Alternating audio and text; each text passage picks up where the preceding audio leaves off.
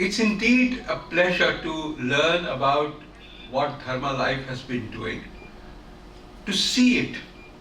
And when I walk through and see what Dharma Life is doing in the clusters of Jaipur, Lucknow, Madhubani and Banaras, I continue to be amazed at what is possible. I come from Lucknow and have some appreciation of the challenges faced in upgrading and conserving the heritage that goes with chicken curry. And to me, the starting point is how do we enhance incomes? In all of these areas, I was involved with all of them many years ago when I used to head the Indian Bureau of Energy Efficiency. In all of these, one of the good things is that the vast majority of workers are women. This is both a challenge and an opportunity. It's a challenge because in all of these areas, the work is largely done in the informal sector.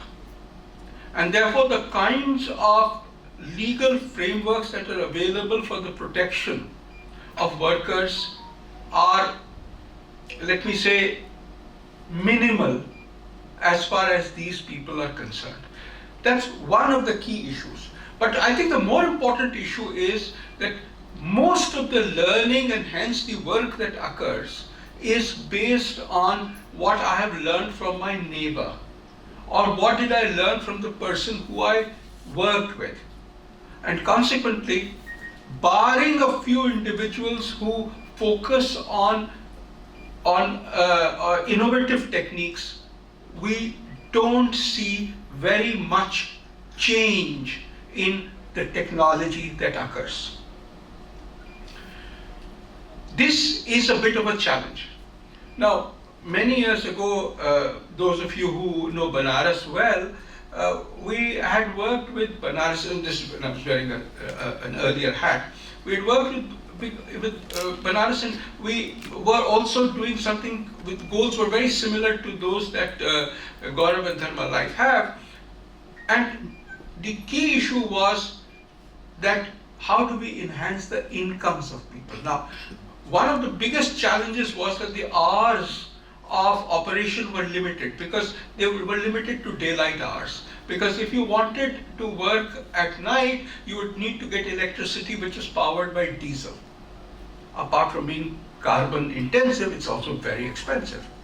And therefore, providing solar lights and solarizing the looms helped in greatly enhancing productivity. It increased the number of hours, but the amount of cloth that you could weave was far more than what you could do earlier by hand.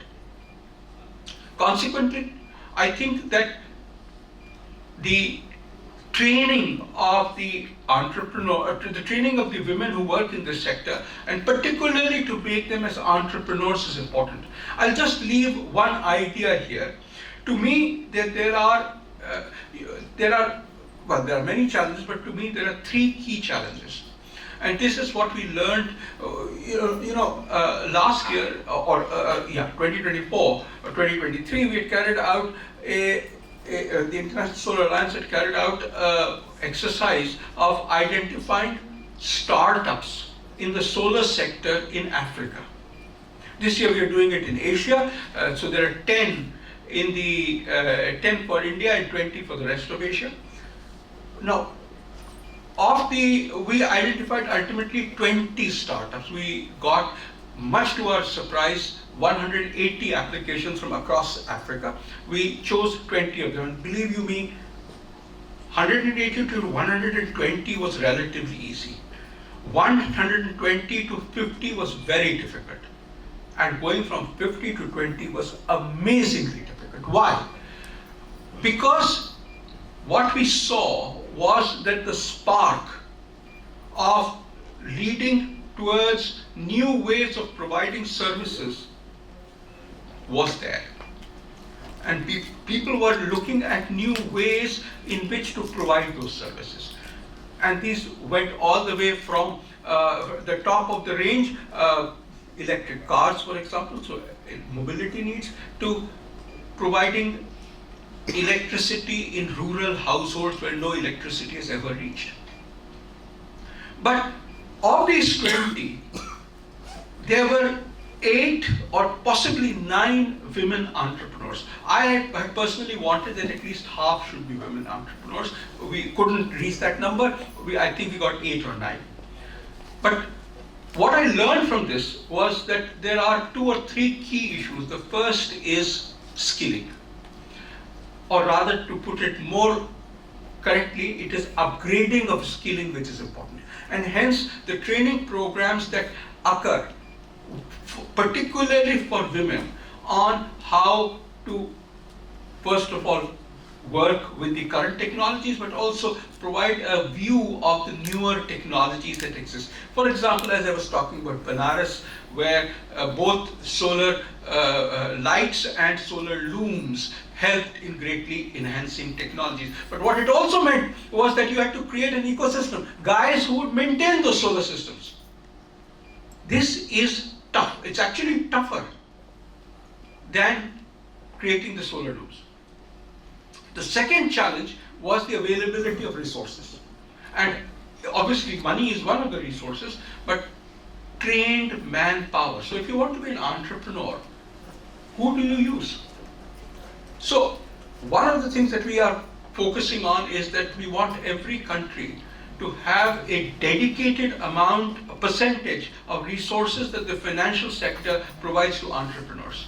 We, in our jargon, call it the sandbox. In other words, if all of this fails, and believe you me, the amount of failures that we have seen is 2%, the failures in India have been 8%, but in Africa it was 2%.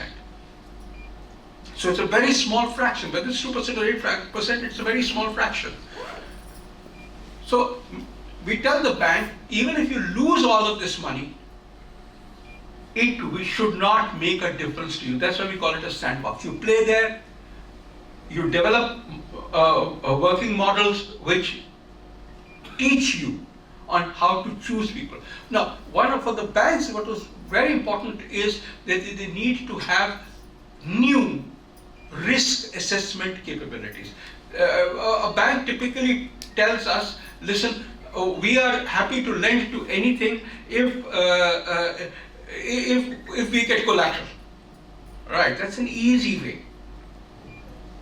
But a more detailed assessment is what is needed. Now, one of the banks which works in Banaras has therefore started, for each entrepreneur who applies, they have an engineer who goes and assesses what is being done.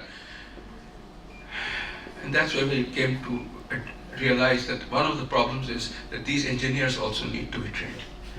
They're looking at yesterday's technologies, not tomorrow's technology. But anyway, at least they've moved there. So, training people was the technology was one, creating resources, especially finance, was the second, and training was the third.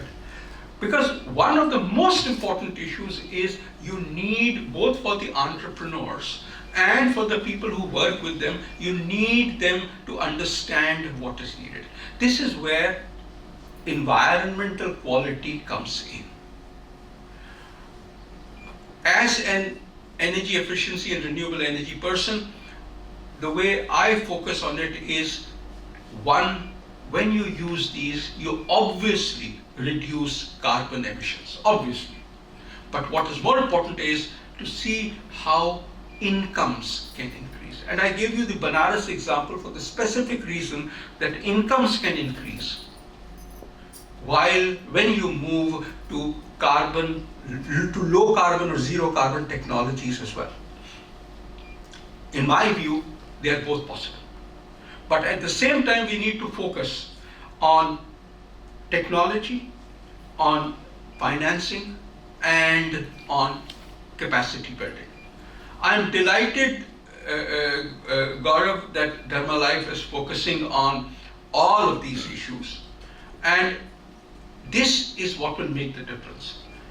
To me, the challenge has always been, sitting on the policy side of the table, and Armstrong may want to comment on this. What I have found is that governments are willing to create policy, number one, when it is shown that technologies work. That's number one. Number two, that there are business models which make those technologies worthwhile for people to invest in.